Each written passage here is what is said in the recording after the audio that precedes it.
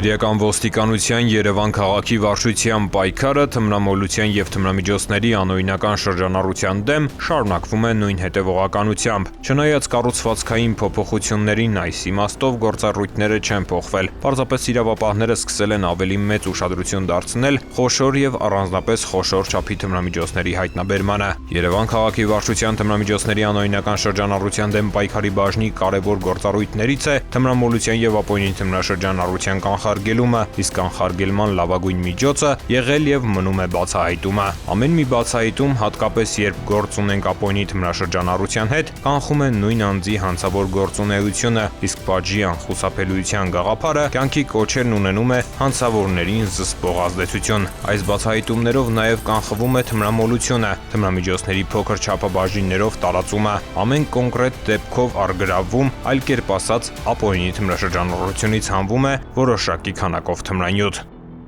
Թմրամոլության և թմրամիջոցների ապօրինի շրջանառության դեմ պայքարում անհրաժեշտության դեպքում համագործակցում ենք համայնքային ոստիկանության բաժինների, մեր գործընկերների, ինչպես նաև իրավապահ այլ կառույցների հետ։ Բայց մեր բացահայտումների գերակշիռ մասը բաժնի ծառայողների աշխատանքի արդյունք է։ Վերջին շրջանում հենց այս բաժնի ուժերով բացահայտվել են խոշոր և առանձնապես խոշոր չափի թմրանյութեր պահելու և իրացնելու դեպքեր։ Օրինակ, մի դեպք բացահայտվել է ապրիլի 4-ին։ Իրացնելով ստացած օպերատիվ տեղեկությունը Երևան քաղաքի վարչության թմրամիջոցների անօրինական շրջանառության դեմ պայքարի բաժնի ծառայողները ապրիլի 4-ին Իսահակյան Տերյան փողոցների խաչմերուկում թմրամիջոց ապօրինի պահելու, օգտագործելու և իրացնելու կասկածանքով ձերբակալել և վարչություն են տեղափոխել Երևանի փոքր կենտրոնի բնակիչ 41 և 49 տարեկան երկու տղամարդու։ Առաջինի անձնական խուզարկությամբ հայտնաբերվել են մեթադոնային լուծույթի 6 տարա, մեթամֆետամինի, կոկաինի, մարիխուանայի նմանվող զանգվածներ և հոգեմետ 2 դեղահապ։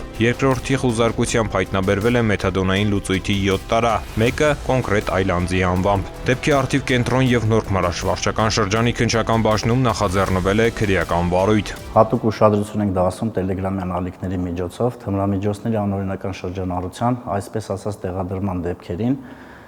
Նման երկու դեպք բացահայտեցինք մարտի 31-ին և ապրիլի 1-ին։ Թմրանյութի ապօրինի իրացման մի դեպք էլ բաժնի քրեական ոստիկանները բացահայտեցին ապրիլի 1-ին։ Ըստ օպերատիվ տեղեկության Նազարբեկյան թաղամասում ժամանակավոր բնակվող օտարերկրացի 29-ամյա երիտասարդը ապօրինի պահում, օգտագործում և իրացնում էր թմրանյութ։ Ապրիլի 1-ին ժամը 18-ին ներքին Շենգավիթում նա ձերբակալվեց և իր վարած ավտոմեքենայով հանդերձ տեղափոխվեց վարչություն։ Նրա խուզարկությամբ հայտնաբերվեց մարիխուանայի նմանվող զանգվածով 23 փաթեթ, ավելի քան 48 գրամ ընդհանուր քաշով։ Դեպքի առթիվ Շենգավիթ վարչական շրջանի քննչական բաժնում նախաձեռնվել է քրեական վարույթ։